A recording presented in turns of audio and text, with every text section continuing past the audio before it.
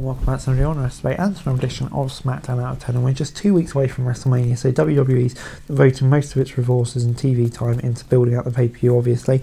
And Joe, we've got lots happening on this week's show, featuring a big match to kick us off, Rey Mysterio against Santa. I even thought this could be on the main card of WrestleMania at some point, but Wade Barrett announced that LWO and Legado del Fantasma were banned at ringside.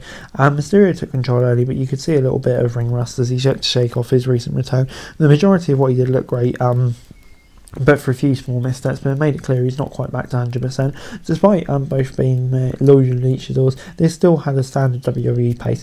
There was designed to tell a story, but also ended up slowing the tempo down. Even at only half capacity, we all know Mysterio can put on a more exciting match than this, and it's possible WWE were holding something big because they had the biggest thing planned for WrestleMania. There's still a fun opener for the week, and it picked up quite a bit, with Escobar getting the win and Dominic Mysterio costing his dad.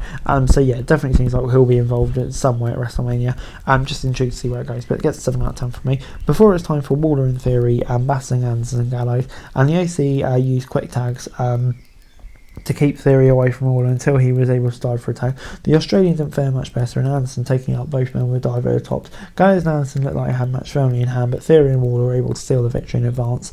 Anderson shined brightest out of the 4 competitors in the ring, but everyone did a decent job. And yeah, gets 6 out of 10 for me. Big win for Theory and Waller. I think having them given the chance to showcase on the biggest stage will be great for them. But yeah, I think Gallows and Anderson, it's a shame they're not going into WrestleMania and NXT at the moment. I don't know, it just kind of feels a bit directionless, and yeah, it's a shame because they're so talented, but yeah, just not having an awful lot to do on the main roster at the moment. Before we got Naomi versus Io Sky. Before she came through, Naomi had conversations backstage with Bayley and Belair, who don't get along. Io Sky was late for her entrance because he was too busy backstage beating up Bayley, and the rest of Damage Control came out with Sky, but did not accompany her all the way to the ring. Naomi had a slight size and power advantage, but it wasn't enough for allowing her to dominate the women's champion. The match had already started at a steady pace and showed a lot of chemistry between two women who didn't have a lot of experience working together. As Naomi was gearing up for the win, Damage Control ran down to provide a distraction so Sky could hit the over the moonsault for the pin. As Naomi tried to fight off the rest of the stable, Belair came down to help. Unfortunately, it was too little, and Damage Control ended the segment standing tall. But I think, yeah, the way they're incorporating Naomi and Belair as well adds a different dimension to it. Damage Control's looking dominant, and yeah, all lead to Bayley overcoming. 7 out of 10. Before it's time for the Street Profits versus the Orphans of Pain, B-Fab and Bobby Lashley accompanied Ford and Dawkins to ring for their match against Akam and Razor, who were accompanied by Ella Ring, Scarlett and Cross. AOP has been back within WWE for a bit, but mostly been serving as backup for Cross, so it was nice to see them put in the hunt for the tag titles as part of the stable versus stable story.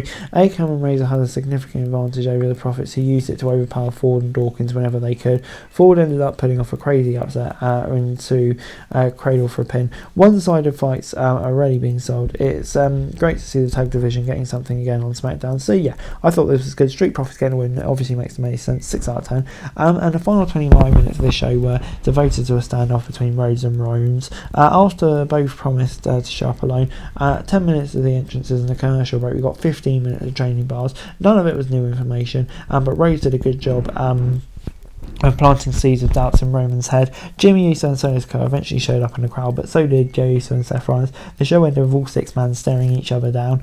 It didn't have anything memorable in this segment, but I think it was all about building out with no Rock, especially face to face. That Sunday main event. And then going at it, I think just kind of reminding us that still kind of is the main talking point heading into the showcase of the Immortals. So yeah, good stuff. And overall, SmackDown this week gets a 7 out of 10. Yeah, good stuff. I enjoyed this episode of SmackDown, I have to say. Like I say, there wasn't anything really major on this show, but I think a lot of the groundwork has been done for WrestleMania. We're just kind of building it up here. I think we still did get some good fun in ring action, and yeah, the hype just for WrestleMania now is really building up a few weeks away. So that's it for this video. Thanks very much for watching. Remember to like, share, subscribe, follow us on our socials, link in the description below for daily wrestling news, meme and content. Subscribe to our other channels on screen right now, that'd be greatly appreciated. Thanks very much for watching. Peace out.